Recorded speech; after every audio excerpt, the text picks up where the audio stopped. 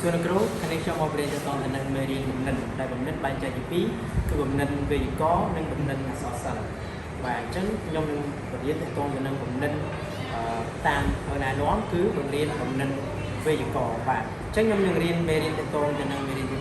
làm pi con liên bạn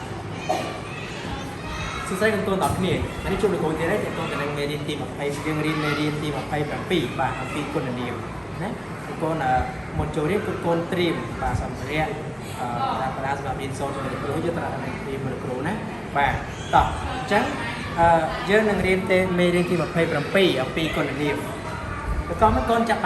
ដាក់បើកសភៅនៅកពទី86បាទទូបានហើយនៅបាទតើឥឡូវកូនទីមទាត់អត្ថបទហ្នឹងដោយយកដៃចង្អុលពីក្រោមតួអក្សរស្ដាប់លោកគ្រូអានបាទមេរៀនទី27អំពីគុណនាមវេយ្យាករណ៍ចូលអានកថាខណ្ឌខាងក្រោម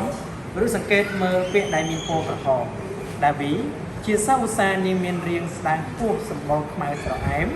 សក់ស្លូតហើយបែកដាវីមិនត្រឹមតែឧស្សាហ៍រៀនសូត្ររហូតខ្លាចជាសិស្សបកាប៉ុណ្ណោះទេតែនាងក៏ជាកូនល្អម្នាក់នៅក្នុងគ្រួសារតែទៀតរាល់ថ្ងៃក្រោយពីកិច្ចការរៀននៅសាលានេះតែងតែជួយធ្វើកិច្ចការផ្ទះជាមួយម្ដាយដូចជាបោសសម្អាតផ្ទះបោកគូលាងចានបានស្អាតមិនខ្ជិលច្រឡំឪពុកម្ដាយនាងញញឹតចិត្តខានតែងតែសារនាងថាជាក្មេងឆ្លាតមានចរិតស្លូតបត់ជារៀនសារក៏ស្អាតបាទចឹងកុំបានអានស្ដាប់ពីគ្រូអានហើយឥឡូវគុំៗបងប្អូនគ្នា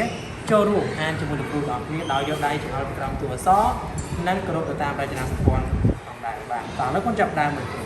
មេរៀនទី27អំពីគុណនាមវេយ្យាករណ៍ចូលអានកថាខណ្ឌខាងក្រោមឬសង្កេតមើលពាក្យដែលមានពណ៌ក្រហមដែលវាជាសាឧស្សាហ៍នេះមានរាងស្ដើងខ្ពស់សម្បុរខ្មៅស្រអែមសក់ស្លូតហើយបែកដែលវាមិនត្រឹមតែឧស្សាហ៍រៀនសូត្ររបស់សិស្សការប៉ុណ្ណោះទេ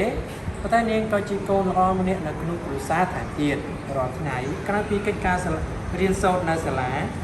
នាងតែងតែជួយធ្វើកិច្ចការពីឪពុកម្ដាយដូចជាបោសសម្អាតផ្ទះបោកគក់លាងចានស្បានយ៉ាងស្អាតនិងខ្ជិលច្រឡំឪពុកម្ដាយនិងញាតិជិតខាងតែងតែសរសើរនាងថាជាក្មេងឆ្លាតមានចរិតស្រួលបោសពីវិសាគួរឲ្យស្រឡាញ់បាទឥឡូវកូនបានអានជាមួយគ្រូហើយឥឡូវកូនចូលរួមអានដោយខ្លួនឯងតោះឥឡូវគ្រូចាប់តាមមកខ្លួនឯងតែម្ដងអូនហើយនៅបាទតោះអរគុណកាលណាកូនឥឡូវកូនបងប្អូនសង្កេតមើលនៅក្នុងអត្ថបទដែលកូនបានអាននេះកូនសង្កេតមិនឃើញអីគេផ្លែហ្នឹងបាទពណ៌ក្រហមបាទឥឡូវកូនមើលអត្ថបទដែលពាក្យដែលមានពណ៌ក្រហមរបស់ហ្នឹងបាទមានពាក្យអីខ្លះកូនបាទមានពាក្យមើលទី1ពាក្យឧស្សាហ៍អញ្ចឹង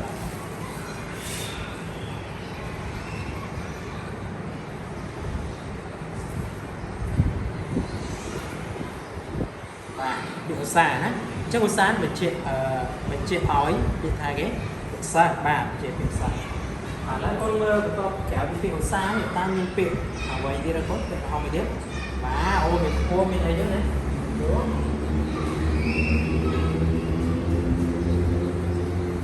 មានទៀតបាទមានខ្មៅបកែល្អស្អាតខ្ជិលបាទអូបកែមែនតើ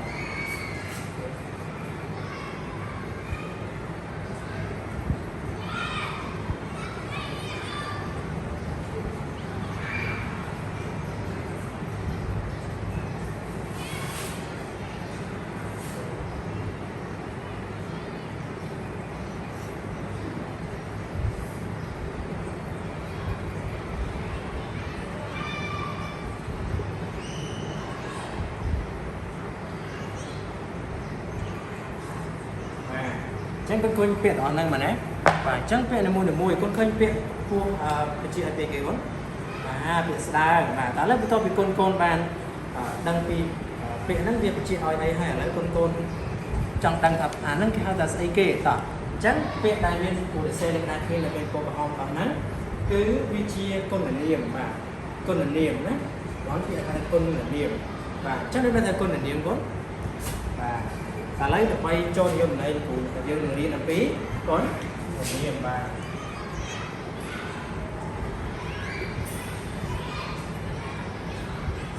អញ្ចឹងយើងរៀនអំពីគុណនាមអរគុណគ្រូខ្ញុំអានតែប៉ុណ្ណឹងទេគុណ